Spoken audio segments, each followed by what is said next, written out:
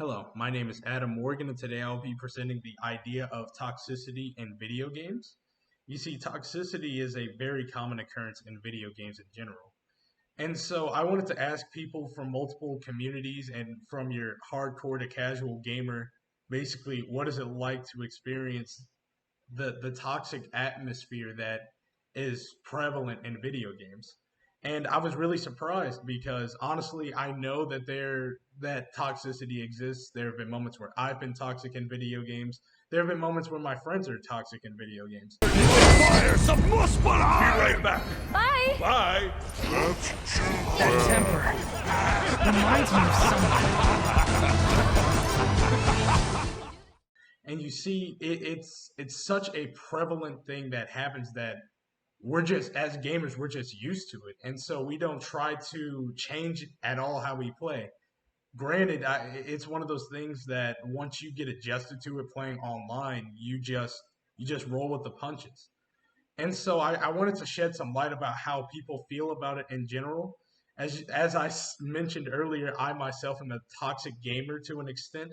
I've had my moments where I've BM'd or just been rude to my friends and against my fellow player.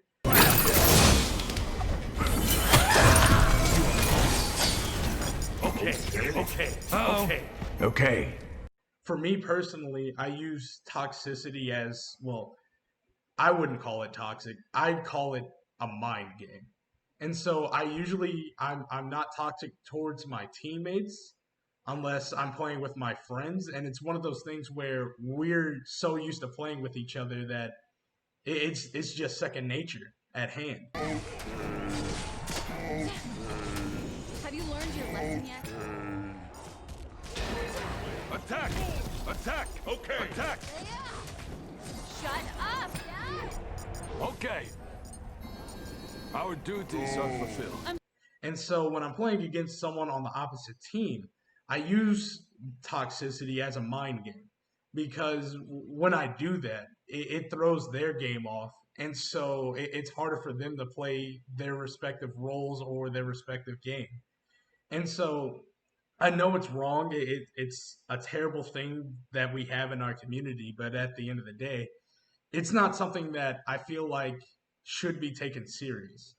Uh, Granted, when I bad manner people, I mean it just to basically set a tone. It's a tone setter for, all right, I'm going in this game, I'm going to play King Arthur and I'm going to show you no respect. I'm going to honestly try my hardest to make you say, why did I pick this god against this specific character?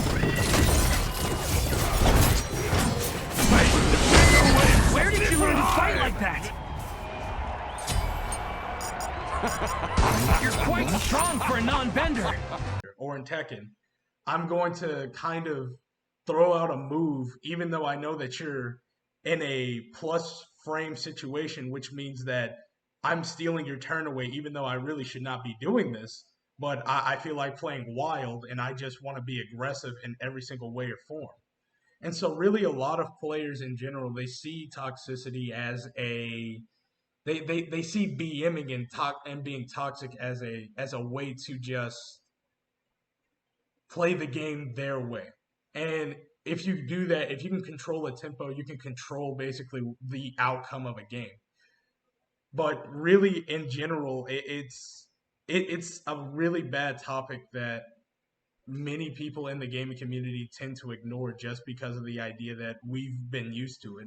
I remember asking Professor Brown, well, telling him about buying Tekken, and I remember you saying, Professor, that there were certain games that you wanted to play, but you didn't want to because certain people were going to be toxic online.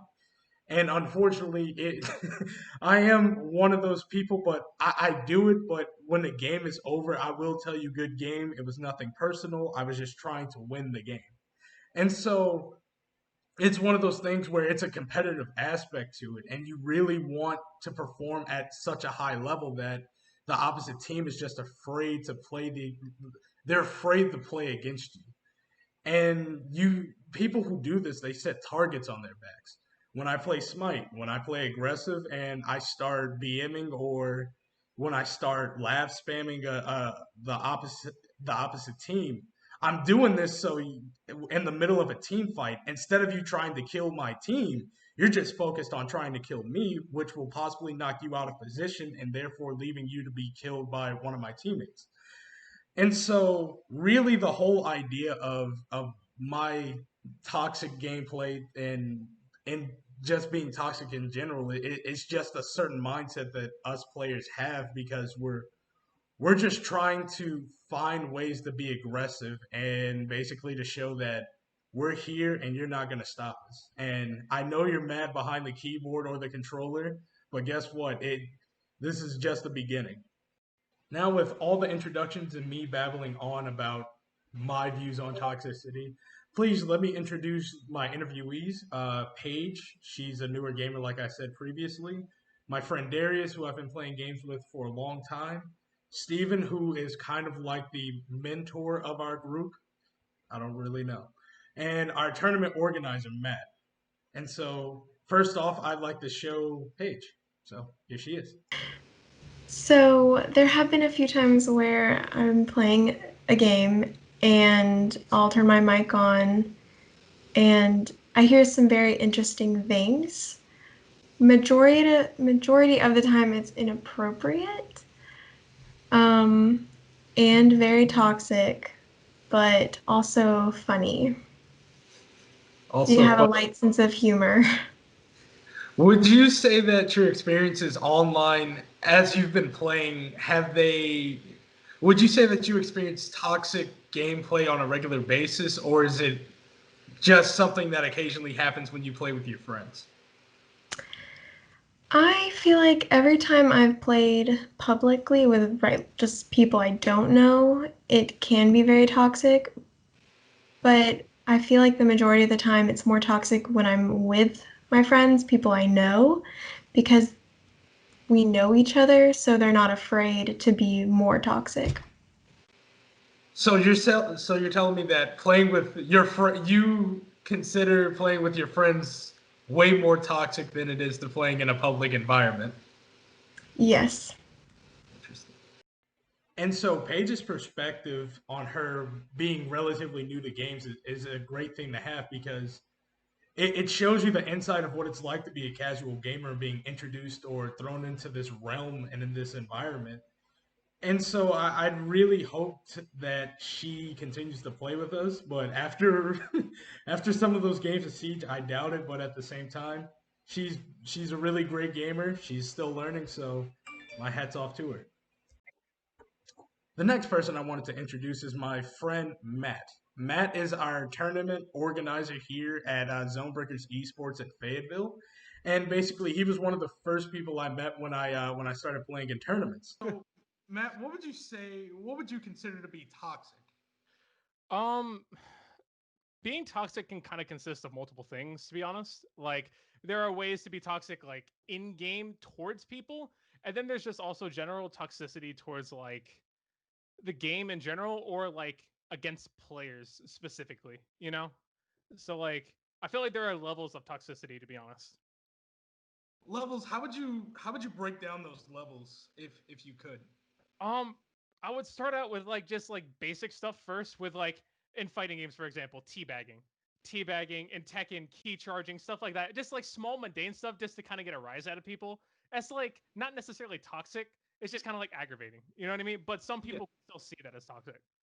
Another form of toxicity that I would say is like where it becomes a problem though, is when you have people try to like, I don't know if this is the correct word, but like to gatekeep people from wanting to do something or to participate in something, to where they're like kind of like setting standards that like aren't necessarily attainable at when someone's starting out, or like whether it's trying to be toxic towards someone playing a specific character or playing in a specific way that they're just used to, you know, and kind of like either making fun of that or like trying to like, you know, kind of berate them more so because they play a certain way or do certain things and stuff like that that they may not necessarily agree with.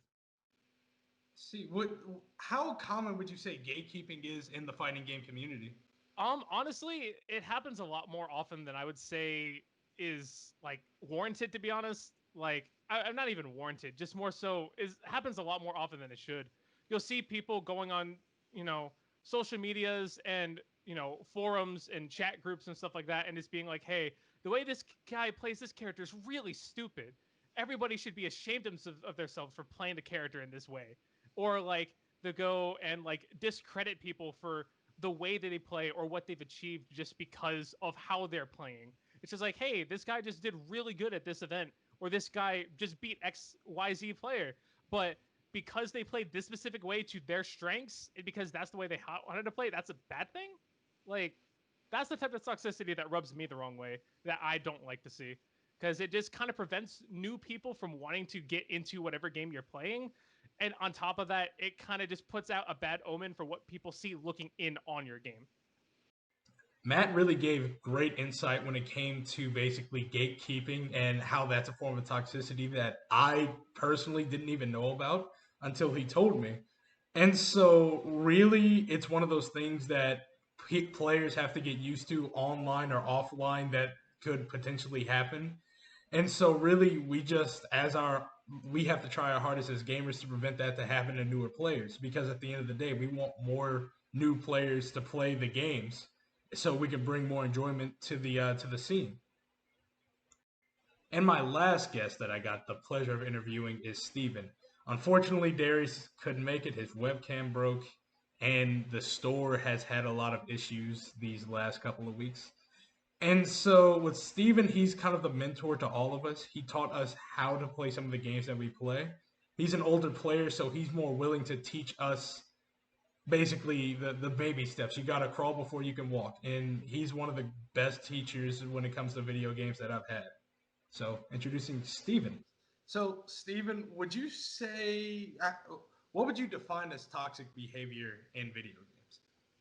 Mm, Usually, when I see toxicity, it's in the form of just people raging at each other, uh, and just kind of going crazy, and whether it's in voice chat or in like text sort of things. Would you say that it's a common thing to occur, especially in the games that you play, like Smite or fighting Yes, games in general? yes, very much so. I think it just happens in competitive games a lot in general. So it's one of those things where people they want their team to perform at a certain level, and if they don't, Yeah, yeah, they let yeah, them feel. exactly. Especially in those team games, it's like a lot of times people feel, well, it happens a lot when people aren't really looking at themselves and seeing how they can do better. A lot of times those people end up just being like, oh, well, I'm great. I have to be great. I must be great. I'm the best. And if I'm the best and we're losing, then it's my team's fault. So I got to find somebody to blame. See, would you say that it's possible that it's possible to stop toxicity in these games to to allow newer players to play? Um, yes and no, I guess. Like I think you could definitely limit it and you can bring it back. Like you can kind of like punish people for being toxic and things like that. And maybe you punish somebody enough they stop, but eventually somebody else is going to come along that feels the same way. Especially the way a lot of games are nowadays where it's kind of like you're just sitting at home playing a game by yourself most of the time. Even if it's online and you're playing with other people, uh, you're still like just really zoned in on like what you're doing and what you want to do, that you're not necessarily thinking about like other people. So Steven gave great insight when it came to playing these games. You see, Steven has been playing MOBAs for a long time, so like me and like other gamers around the world, he's used to people being toxic online. And so it's one of those things where yeah, we have to admit that yeah, this is a problem, but there are ways to stop it, but it's still going to be a prevalent thing that still occurs. But at the end of the day, some research that I had gotten from one of our very own, Kimberly Kulovitz, her dissertation and her research on gamer mentalities and cyberbullying was very interesting to read. You see, from what I could gather from her research, is that even when you're playing with your friends, and like how the people in the interviews had said that, well, Paige specifically said that playing with her friends was a toxic experience for us, or for her. It's one of those things where the people that you surround yourself with, like the people that you play games with on a regular basis, can be just as toxic as people as online. And it's a form of cyberbullying and forcing themselves like to show dominance over you for no reason, even though you all are friends on and offline. And so, really, at the end of the day, I'd say that this is an issue of bullying. Well, it's a form of bullying that is just so prevalent that we're numb to it at this point. But we, as a community of gamers, have to find a way to stop it because at the end of the day, we're people. All we have are each other. So thank you so much for watching this, and please have a nice day. And also buy video games because video games are amazing. And Professor Brown, I know you'd love Tekken. I know it'll be a great experience for you. Trust me.